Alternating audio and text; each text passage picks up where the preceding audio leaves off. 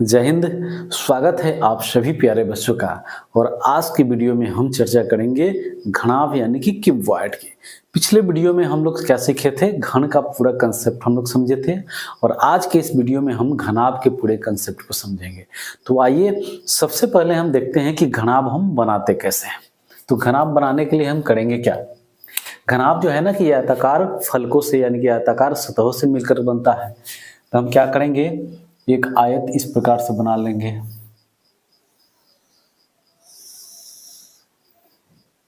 ये एक आयत हो गया। हमें एक और आयत बनाना होगा इस प्रकार से। ये हो गया दूसरा आयत। अब हमें करना क्या है कि सभी के कोण को हमें क्या करना है, आपस में मिला देना है। इस कोना को इस कोना से मिला देंगे, फिर इसको यहाँ से मिला देंगे, इसी प्रकार इसको आपस में मिला देंगे और इसे मिला देंगे और इस प्रकार से ये घनाभ बनकर के क्या हो गया, तैयार हो गया। अब हम जानते हैं घनाभ की कुछ बेसिक बातें कि घनाभ में आखिर फलक कितने होते हैं, यानी कि सतहों की संख्या कितनी होती है, किनारों की संख्या कितनी होती है और शीर्षों की संख्या कितनी होती है। अब हम शीर्ष की बात करेंगे तो ये सभी इसका क्या हो गया, शीर्ष। ये इसको मान लेते हैं कि ए है, ये क्या है, बी है ना, ये सी है, ये डी है, उसी प्रकार से ये ई, एफ, जी, एच, ये सब के सब क्या हो गए, इसके शीर्ष हो गए। यानी कि टोटल शीर्षों की संख्या कितनी हो जाएगी, तो 8 हो जाएगी। तो ये रही घनाभ से संबंधित कुछ बेसिक बातें। अब हम चर्चा करेंगे इससे संबंधित कुछ फॉर्मूले की, यानी कि सूत्र की। तो घनाभ का हम सूत्र कैसे ज्ञात करें, आइए आज सारे सूत्र को हम बनाना सीखेंगे।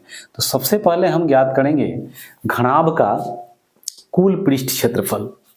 क्या लिखेंगे हम, घनाभ का पूर्ण पृष्ठ क्षेत्रफल। पूर्ण पृष्ठ क्षेत्रफल यानी कि घनाभ का आप कुल पृष्ठ क्षेत्रफल कहें या फिर पूर्ण पृष्ठ क्षेत्रफल करें, दोनों क्या होता है, बराबर होता है। अब हमें करना क्या है, जैसे मान लेते हैं कि ये इसका क्या हो गया, लंबाई हो गया, तो इसको हम L मान लेते हैं। ये जो सामने वाला जो ये नीचे वाला जो सतह दिखाई दे रहा है, तो ये क्या है, इसका आयताकार सतह है, तो ये इसका लंबाई हो गया, तो चौड़ाई क्या हो जाएगा, ये B हो जाएगा। उसी प्रकार से ये B हो जाएगा, ये क्या हो जाएगा, L हो जाएगा। ये घनाभ का क्या है, ऊंचाई, तो इसको हम h मान लेंगे। ये भी घनाभ का ऊंचाई हो गया, h हो गया, ये भी h हो गया, ये भी क्या हो गया, h हो गया। उसी प्रकार से ये क्या हो जाएगा, L हो जाएगा, ये भी L हो जाएगा, ये B हो जाएगा और ये क्या हो जाएगा, B हो जाएगा। आयत का क्षेत्रफल क्या होता है, तो लंबाई गुणे क्या होता है, चौड़ाई। तो अब सबसे पहले नीचे वाले सतह का क्षेत्रफल क्या होगा, तो L गुणे क्या हो जाएगा, B हो जाएगा। क्या हो जाएगा, L गुणे B। फिर उसी प्रकार से ऊपर वाले सतह का क्षेत्रफल निकालेंगे तो क्या होगा, ये भी L गुना क्या हो जाएगा, B, यानी कि लंबाई गुना क्या हो जाएगा, चौड़ाई। अब हम बात करेंगे कि इस साइड वाले का क्षेत्रफल। किसका क्षेत्रफल, इस साइड वाले भाग का क्षेत्रफल। तो इस साइड वाला भाग ये जो है ना कि आयताकार भाग, तो इसका लंबाई क्या है, इसका लंबाई हो जाएगा, अगर मान लेते हैं कि अगर B इसका लंबाई है तो ये क्या हो जाएगा, इसका चौड़ाई। यानी कि इसको हम क्या लिखेंगे, B गुणा H लिखेंगे, प्लस ये साइड वाला भी भाग का क्षेत्रफल क्या हो जाएगा, B गुणा H हो जाएगा, प्लस जब ये सामने वाले का क्षेत्रफल क्या हो जाएगा, तो L गुणा क्या हो जाएगा, H हो जाएगा, L गुणा H। उसी प्रकार से इसके पीछे वाले सतह का क्षेत्रफल क्या हो जाएगा, तो L गुणा H हो जाएगा। अब हमें क्या करना है, इस सभी को आपस में क्या करना है, जोड़ देना है, यानी कि ऐड कर देना है। तो L गुणा B क्या हो जाएगा, LB, प्लस ये L गुणा B क्या हो जाएगा, LB, B गुणा H क्या हो जाएगा, BH, प्लस ये B गुणा H क्या हो जाएगा, BH, प्लस ये L गुणा H क्या हो जाएगा, LH, और ये L गुणा H क्या हो जाएगा, LH। अब देख सकते हैं यहाँ LB और LB मिलके क्या हो जाएगा, 2LB, प्लस BH और BH मिलके क्या हो जाएगा, 2BH, प्लस LH और LH मिलके क्या हो जाएगा, 2LH। अब ये सब में दो क्या है, कॉमन है, तो दो हम बाहर ले लेंगे तो क्या हो जाएगा, LB प्लस BH और प्लस क्या हो जाएगा, LH, और ये क्या होगा, वर्ग इकाई। क्योंकि क्षेत्रफल हम हमेशा किस में ज्ञात करते हैं, क्षेत्रफल का इकाई क्या होता है, वर्ग इकाई होता है। और यही हो गया घनाभ का पूर्ण पृष्ठ क्षेत्रफल, यानी कि 2 गुने लंबाई गुने चौड़ाई प्लस चौड़ाई गुने ऊंचाई और प्लस लंबाई गुने क्या हो जाएगा, ऊंचाई। और यही होता है किसी भी घनाभ का पूर्ण पृष्ठ क्षेत्रफल। अब हम ज्ञात करेंगे घनाभ का वक्र पृष्ठ क्षेत्रफल। घनाभ का वक्र पृष्ठ क्षेत्रफल। और घनाभ का वक्र पृष्ठ का मतलब होता है कि ये इसके आधार का क्षेत्रफल और ऊपर वाले भाग का क्षेत्रफल क्या करना है, हमें छोड़ देना है। यानी कि सिर्फ इसके चारों तरफ का जो दीवार है ना, उसका क्षेत्रफल हमें ज्ञात करना है। यानी कि अगर कोई कमरा घनाभ के आकार का है तो सिर्फ हमें चारों दीवारों को क्या करना है, क्षेत्रफल ज्ञात करना है। छत और फर्श का क्षेत्रफल क्या करना है, हमें छोड़ देना है। तो इसमें सिर्फ हम क्या करेंगे, 4 सतह का ही क्षेत्रफल निकाल लेंगे। यानी कि इसको हम लिख सकते हैं चारों दीवारों का क्षेत्रफल, चारों दीवारों का क्षेत्रफल। तो घनाभ का वक्र पृष्ठ का क्षेत्रफल मतलब कि चारों दीवारों का क्षेत्रफल। अब चारों दीवारों का क्षेत्रफल हमें निकालना कैसे है, तो ये देख सकते हैं कि इस साइड वाले का क्षेत्रफल निकालना है और फिर इस साइड वाले का क्षेत्रफल प्लस इस फ्रंट वाले का और फिर बैक वाले सतह का क्या करना है, हमें क्षेत्रफल ज्ञात करना है। तो इस साइड वाले का क्षेत्रफल क्या हो जाएगा, बी गुणा एच प्लस फिर दूसरे साइड वाला का क्षेत्रफल क्या हो जाएगा, बी गुणा एच प्लस फ्रंट वाला का क्या हो जाएगा, एल गुणा एच और प्लस बैक वाले का भी क्या हो जाएगा, एल गुणा एच। अब ये बी एच गुणा बी एच मिलकर क्या हो जाएगा, ये हो जाएगा बी एच प्लस ये हो जाएगा बी एच प्लस ये हो गया एल एच और प्लस ये हो गया एल एच। अब बी एच और बी एच मिलकर क्या हो गया, 2bh प्लस 2lh। अब हमें करना क्या है, इसमें से 2 और h दोनों में क्या है, कॉमन है। तो 2 कॉमन ले लेते हैं और h को भी कॉमन ले लेते हैं। तो ये क्या हो जाएगा 2h इंटू बी प्लस क्या हो जाएगा l। यानी कि इसे हम लिख क्या सकते हैं, तो 2 इंटू एल प्लस बी और इंटू क्या हो जाएगा h। और यही हो गया घनाभ का वक्र पृष्ठ क्षेत्रफल, यानी कि चारों दीवारों का क्षेत्रफल। और इसे हम लिख सकते हैं कि 2 गुने लंबाई जोड़ चौड़ाई और गुना ऊंचाई।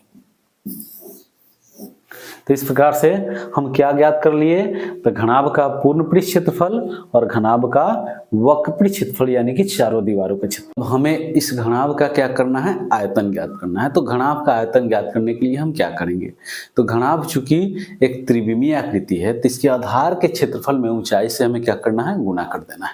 तो घनाभ का आयतन क्या हो जाएगा, घनाभ का आयतन, तो घनाभ का आयतन बराबर क्या हो जाएगा, तो इसके आधार का क्षेत्रफल और गुणे क्या होगा, ऊंचाई। आयताकार आधार का क्षेत्रफल गुणे क्या हो जाएगा, ऊंचाई। तो आयताकार आधार का क्षेत्रफल क्या होगा, तो लंबाई गुणे क्या हो जाएगा, चौड़ाई। यानी कि L गुणा क्या होगा, B और ऊंचाई क्या है इसका, तो H है गुणा H। और ये हम ज्ञात करेंगे किसमें, तो घन इकाई में। चूंकि आयतन हम हमेशा क्या करते हैं, घन इकाई में ज्ञात करते हैं, इसलिए क्या हो जाएगा LBH घन इकाई, घन इकाई। अर्थात घनाभ का आयतन क्या हो जाएगा, तो लंबाई गुणे चौड़ाई और गुणे ऊंचाई, यही इसका क्या हो गया, आयतन हो गया। तो आइए देखते हैं कि घनाभ का विकर्ण हम कैसे ज्ञात करेंगे। तो घनाभ का विकर्ण ज्ञात करने के लिए सबसे पहले क्या करना होगा, इस घनाभ का आधार का हमें क्या करना होगा, विकर्ण ज्ञात करना पड़ेगा। और इस प्रकार से यह एक क्या बन जाएगा, समकोण त्रिभुज बन जाएगा। अब देखिए आधार को हम लोग यहाँ अलग कहीं बना करके देख लेते हैं। तो आधार भी क्या है इस घनाभ का, आयताकार है। तो इस CD और HF को, HB को, H क्या हो गया, G को, यानी कि इस CD HG को हम इधर अलग बना लिए। तो ये हमें पता है इसका ये वाला भाग क्या है, लंबाई है, और ये वाला भाग क्या है, इसका चौड़ाई है, यानी कि L है, और ये क्या है, B है। तो सबसे पहले हमें ज्ञात क्या करना है, इसका विकर्ण, आधार का विकर्ण ज्ञात करना है। यानी कि अब मान लेते हैं कि ये कोण कितना हो गया, 90 डिग्री हो गया, तो ये आधार हो गया, ये क्या हो गया, लंब हो गया, तो ये वाला पार्ट क्या हो जाएगा, कर्ण हो जाएगा। तो सबसे पहले हमें ये कर्ण ज्ञात करना है।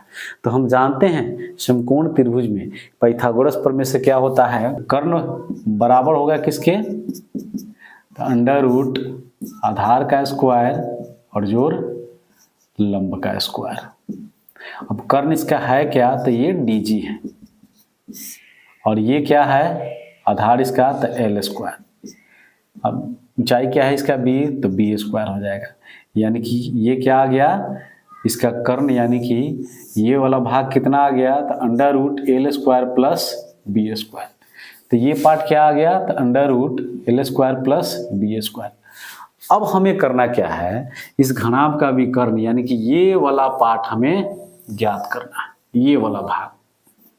तो अब देख सकते हैं इस आकृति को आप गौर से देखें, ये एक प्रकार का क्या हो गया, समकोण त्रिभुज हो गया।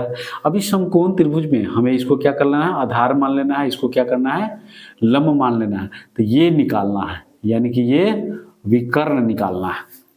तो हम क्या करेंगे, फिर यहाँ विकर्ण यानी कि ये d निकालना है हमें, तो क्या लिखेंगे, घनाभ का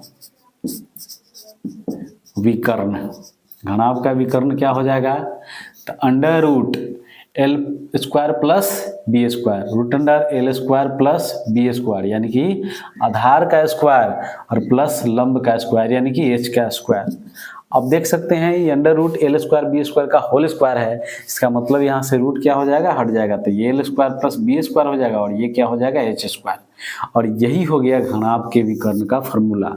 और घनाभ के विकर्ण का फॉर्मूला क्या होता है, तो अंडर रूट लंब का स्क्वायर यानी कि लंबाई का स्क्वायर जो चौड़ाई स्क्वायर जोड़ ऊंचाई का स्क्वायर। और इसी फार्मूले की मदद से हम किसी भी घनाभ का विकर्ण बहुत ही आसान तरीके से निकाल सकते हैं। तो इस प्रकार से आज के वीडियो में हम लोगों ने घनाभ के पूरे कंसेप्ट को समझा। तो आज के वीडियो में इतना ही, फिर मिलते हैं अगले वीडियो में। Thank you, wish you all the best.